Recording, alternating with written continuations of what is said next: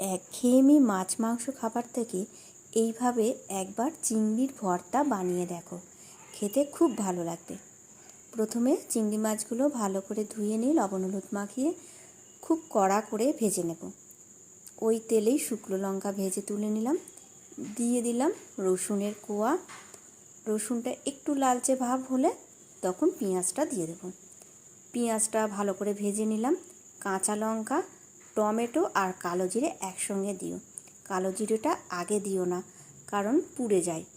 এইভাবে ভালো করে একদম শুকনো শুকনো করে ভেজে মিক্সিং বয়েলের মধ্যে আমি সবগুলো তুলে নিলাম। যতক্ষণ না ঠান্ডা হয় ততক্ষণ রেখে দিলাম, তারপর একটু লবণ দিয়ে আমি ব্লেন্ড করে নিলাম। এত সুন্দর গন্ধ বেরিয়েছে। একটা বাটিতে ঢেলে নিলাম, উপর দিয়ে একটু সর্ষে তেল ছড়িয়ে দিয়ে গরম গরম ভাতের